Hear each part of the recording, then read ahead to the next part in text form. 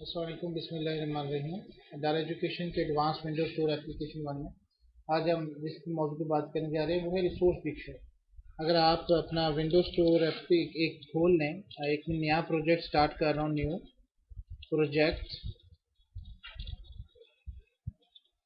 Project open करके मैं यहाँ पे विंडो ऐप ले रहा हूँ और मैं ब्लैंक ऐप लेके और रिसोर्स डिक्शनरी प्रोग्राम के नाम से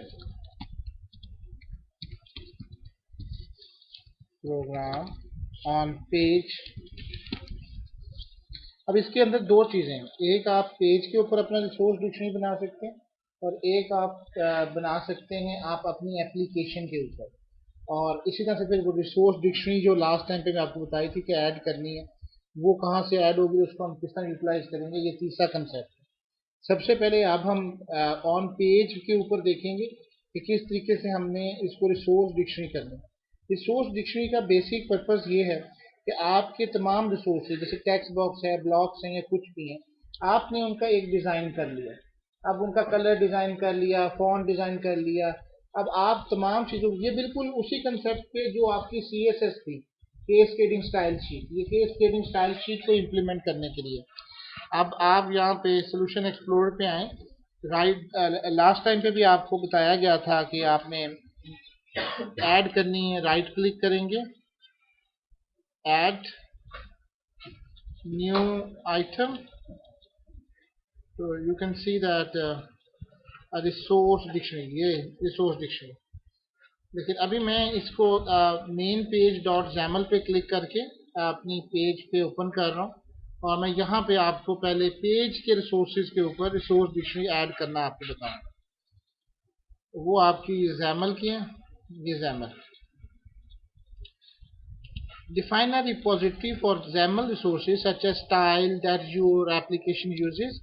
You define the resources in XAML and can then retrieve them in XAML using the static resource और थीम रिसोर्स। तो दो तरह के हैं, एक आपकी पूरी थीम के लिए और एक आपके स्टैटिक रिसोर्सेज हैं। अगर आप गौर करें तो यहाँ पे थीम रिसोर्स का लफ्ज आ रहा होता है।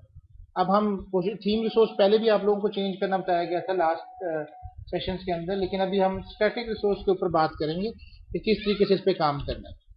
तो इसके लिए आप लोगों ने जो इस्तेमाल करना है वो है रिसोर्स डिक्शनरी, और फिर उस रिसोर्स डिक्शनरी के अंदर आपने जितने भी कंपोनेंट्स या ऑब्जेक्ट्स की स्टैटिक्स रिसोर्सेज को ऐड करना है वो आप इसको कर सकते हैं। और इसी तरह से एक होता है फ्रेमवर्क इम्प्लिसिट कलेक्शन यूजेज, और उसमें आपने पूरा का पूरा फ्रेमवर्क का एलिमेंट जो है वो यूज करना है। इसके तीन मेजर पार्ट्स हैं, एक कंस्ट्रक्टर्स, एक मेथड्स और एक उसकी प्रॉपर्टीज।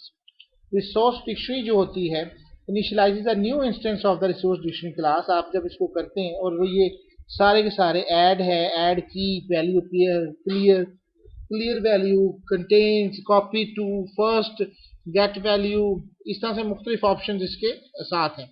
लेकिन अगर आप यहाँ पे आए, जो मैं आपको आज हम इसके ऊपर बात करना चाह रहे हैं वो है पेज के ऊपर। तो सबसे पहले आप पेज डॉट रिसोर्सेज पे आए, यहाँ पेज के ऊपर खड़े हैं।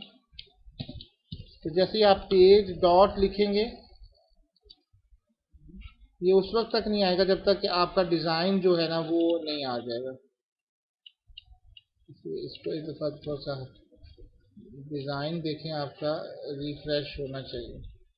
ये अब आ चुका है। अब आप जैमल लिखेंगे, पेज डॉट रिसोर्सेज, देखेंगे रिसोर्सेज आ गए। अब आपने इस रिसोर्सेज के अंदर कौन से वाले रिसोर्सेज के ऊपर काम करना है। लेट्स सपोज टेक्स्ट ब्लॉक है, मैं कहता हूँ टेक्स्ट ब्लॉक से एक्स की। अब इस एक्स की का आपने एक नाम दे दिया, जिस तरह से यहाँ पे आपको बताया जा रहा है। ये टेक्स्ट बॉक्स स्टाइल है और आप उस टेक्स्ट बॉक्स स्टाइल के ऊपर कुछ भी ले सकते हैं। For example text box style, ये नाम हो गया। और टारगेट से मुराद है कि ये किसके ऊपर आपका इम्प्लीमेंट होगा।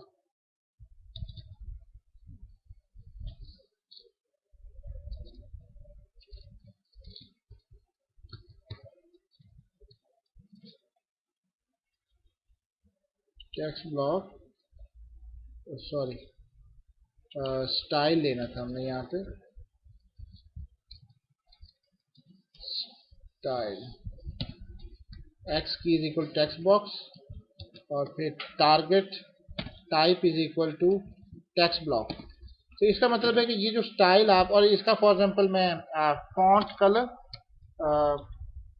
मुख्तलिफ इसकी प्रॉपर्टीज आएंगी, अभी हम इस पर बात करते हैं। तो ये हमारा स्टाइल आ गया टेक्स्ट ब्लॉक।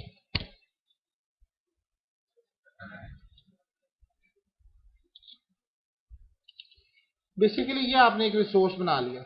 अब आपने टेक्स्ट ब्लॉक जब इस्तेमाल करना है तब उसको किस तरीके से आपने उसकी प्रॉपर्टीज को रेंडर करना है, ये ग्रिड के अंदर हम ले रहे हैं टेक्स्ट ब्लॉक। टेक्स्ट ब्लॉक और स्टाइल,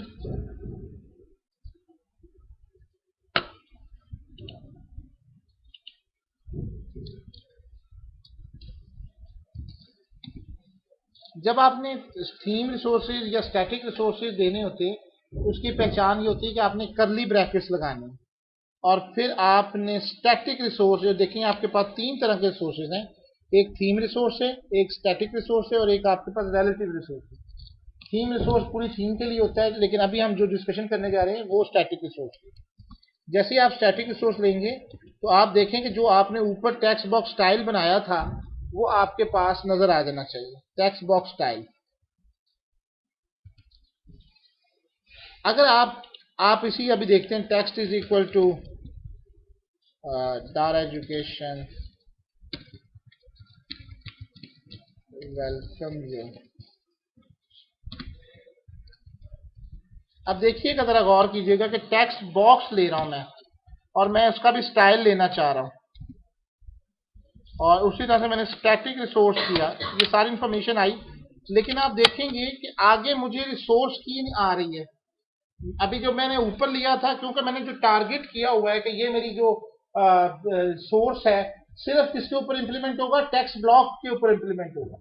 तो अगर आपने कोई और चीज ली, कोई और ऑब्जेक्ट लिया, तो उस वक्त आपका वो स्टाइल आपको नजर नहीं आएगा, सिर्फ आपका स्टाइल जो है वो टेक्स्ट ब्लॉक के लिए इंप्लीमेंट होगा। आप देखें कि ये नजर नहीं आ रही, चीज कोई नजर नहीं आ रही। लेकिन अगर इसी को मैं टेक्स्ट ब्लॉक करता हूं, तो टेक्स्ट ब्लॉक, तो आप रिसोर्सेज में देखेंगे तो अपने आप वो सारी लिस्ट डाउन जितने भी उसके स्टाइल्स हैं वो इंप्लीमेंट कर देगा, क्योंकि that was for the static resource है।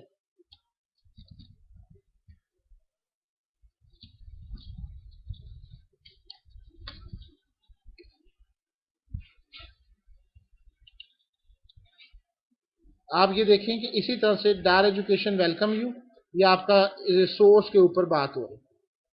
अगर आप इसी के ऊपर आए और ये जैसे टेक्स्ट है इसके ऊपर क्लिक करें तो यहाँ पे आप आएगा convert to new resource, create data binding और कस्टम एक्सप्रेशन। अगर आपने कोई एक्सप्रेशन लिया है, जैसे ये देखें, ये सेट स्टाइल टारगेट, उसकी कैटेगरी, जाहिर सी बात है कि रिसोर्स के ऊपर वैसे नहीं आए। जो आपके कलर ग्राफिक्स ये आप देखते हैं, जो इसकी प्रॉपर्टीज हैं वो यहाँ पे टाइपोग्राफी, एक्स कॉलम, और ये सिर्फ इस तरीके से ये आपकी नजर आएंगी। तो thank you very much and अल्लाह हाफ़िज़।